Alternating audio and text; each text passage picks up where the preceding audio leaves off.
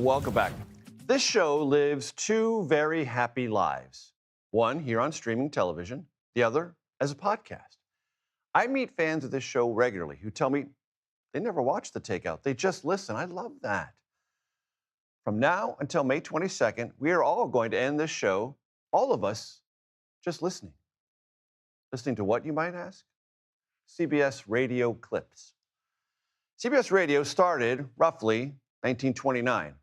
It featured entertainment, did not have a news division until the mid-1930s. That news division was created by William S. Paley, president of CBS, to, quote, enhance the prestige of CBS to make it seem in the public mind the more advanced, dignified, and socially aware network, unquote.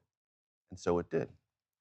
We want to celebrate what listening to CBS News over the radio meant to journalism by bringing to you memorable moments in its long, distinguished history. We start tonight with radio coverage of the 1932 Republican National Convention. This was something completely new. Americans huddled around a radio at home or in their apartment, listening to the raucous events at a national political convention. The date, June 14th, 1932. There is no greater patriotism than the employment of every effort towards the restoration of normal conditions. And there can be no more dependable means to this end than the re-election of Herbert Hoover as president.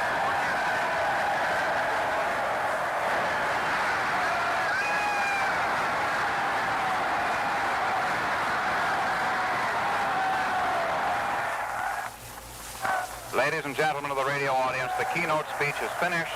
The delegates, 1,154 of them, are standing up, not wildly enthusiastic, but demonstrating nevertheless. The California banner is being waved to and fro. California's standard is raised high, and the keynoter is being congratulated by the chairman, Senator Simeon D. Fest. The keynoter was L.J. Dickinson, Hell-Raising Dick, as they called him. At the end, he really broke out of a lethargic way of producing the speech, which was prepared and written, of course, and which was read by him by, more or less, we might say, extemporaneously, including in there his own personal conviction and driving home his points. He is going to speak again, but ladies and gentlemen, this brings us to the conclusion of our convention broadcast, and so we're going to notify you that first, Frederick William Weil will give you an analysis of what has happened to this point at exactly 2:30 o'clock New York time, which will be 1/2 hour hence on every radio set throughout the entire United States.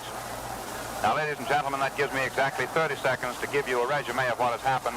We have been broadcasting from the Chicago Stadium, the convention hall of the Republican National Committee and the National Convention. The convention was called to order by the Honorable Simeon D. Fest, Chairman of the Republican National Committee.